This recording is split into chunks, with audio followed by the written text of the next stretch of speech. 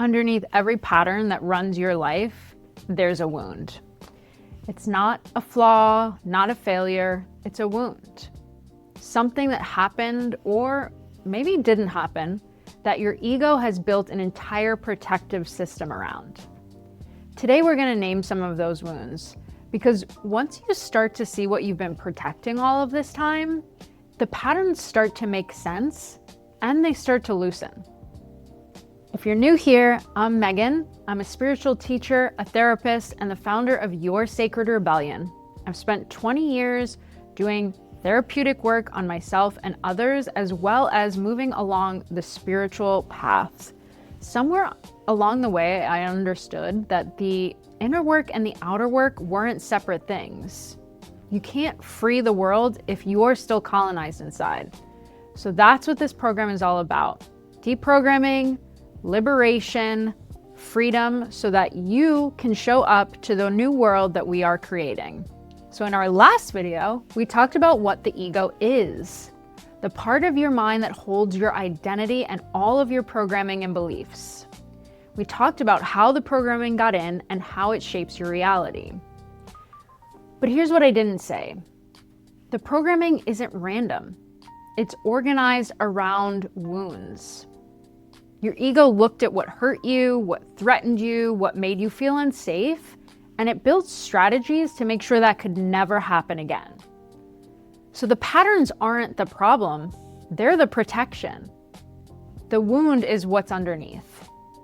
So in my 20 years of doing this work, I've seen 4 core wounds show up again and again. That doesn't mean that there's only these 4. There are many, but these are a good categorization of the ones that are most frequent in people.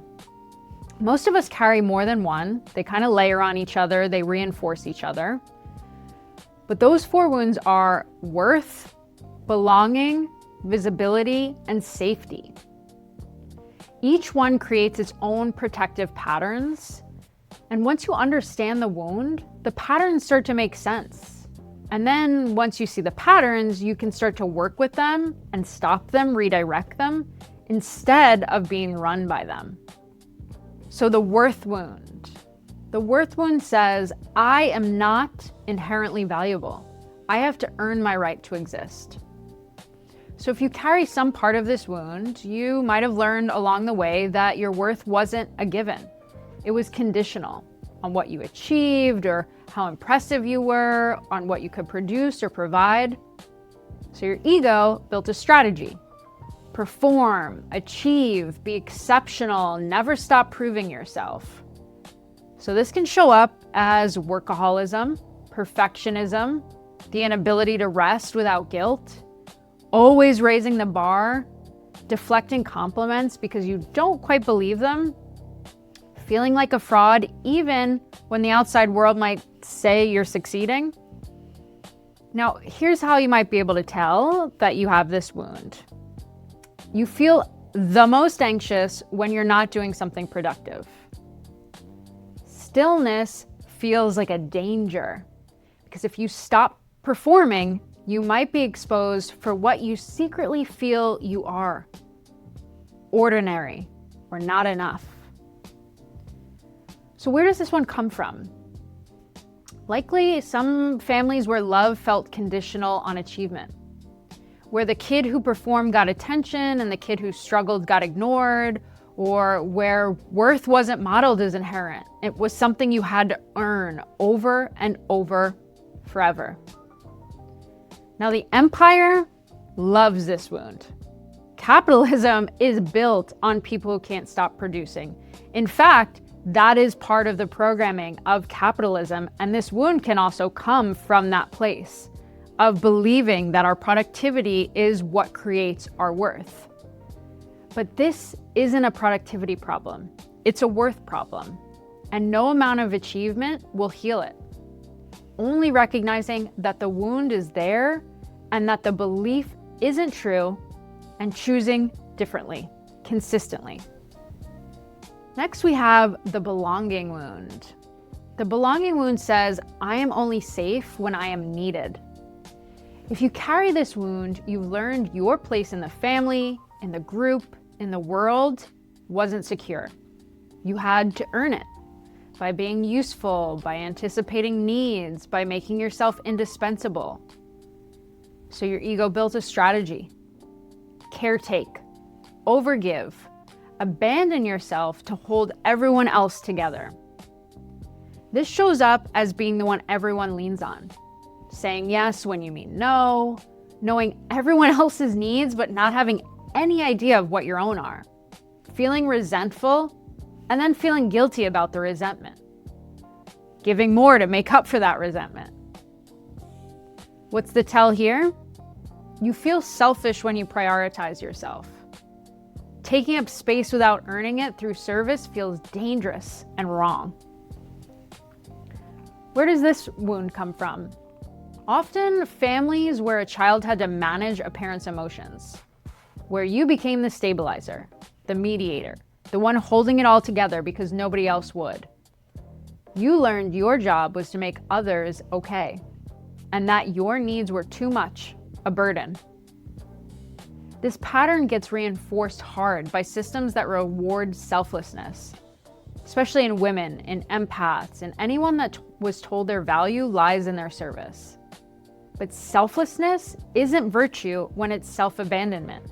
That's just violence turned inward. Next up, we have the visibility wound. The visibility wound says it's not safe to be seen. If you carry this wound, being visible, really seen for who you are, feels dangerous, maybe even life-threatening in your nervous system. So your ego builds a strategy. Hide, dim yourself, stay small, don't attract attention. This can show up as like shrinking in groups, hiding your real opinions, self-sabotaging right before success, downplaying your gifts, starting things and not finishing them, watching other people do what you want to do and wondering why you can't. Whew, I feel called out. The tell, you have things to offer. You know you do, but there's a wall between you and actually putting them out there. You prepare endlessly and never feel ready. You're invisible even when you don't want to be. So where does this come from? Experiences where being seen went badly. Maybe you were ridiculed, punished, told you were too much.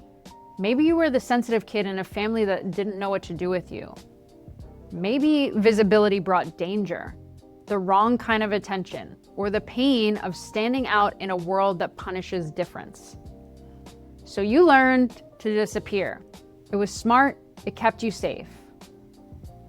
But now you're grown, and the hiding that once protected you is the same thing keeping you from the life that you dream of. Last up, we have the safety wound. The safety wound says, the world is dangerous and I can't trust anyone to protect me. If you carry this wound, your nervous system learned early that things fall apart, that people aren't reliable, and that if you don't hold it all together, no one will. So your ego built a strategy. Control, manage, stay vigilant, never let your guard down. So this can show up as hypervigilance, always scanning for what could go wrong, difficulty delegating because no one else does it right, struggling to trust others, or even yourself, or life in general, coming across as critical or intense when really you're terrified. The tell? Relaxing feels dangerous. Even when things are good, you're waiting for the other shoe to drop. You're braced for impact at all times. Intimacy feels risky. Surrender feels impossible. Where does this one come from? Usually chaotic or unsafe childhoods, unpredictable homes, parents who weren't reliable, so you had to become your own parent. Environments where letting your guard down meant getting hurt. Control was your survival strategy, and it worked. You are still here. But now you're probably exhausted from carrying everything. And the grip that kept you safe is the same thing preventing you from rest, connection, and trust.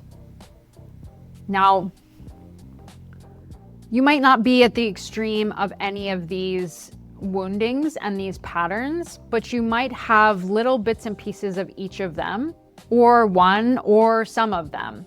So I want you to really think about them from that perspective of like, where might this show up in me and what does it prevent me from doing?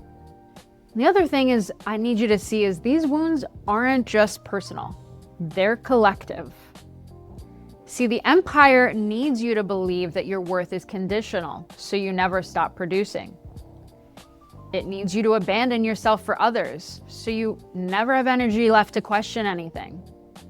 And it needs you to stay invisible, so you don't challenge the status quo. It needs you hypervigilant and exhausted, so you're too busy surviving to imagine something different. These wounds aren't character flaws. They're part of colonization, and they're how the system got inside of you and made a home there. So when you start to see your wounds and their protective patterns, you're not just healing yourself, you're reclaiming territory. You are evicting the empire from your body and your mind. So what do we do with this? Like we said in the last video, awareness is first. Identify.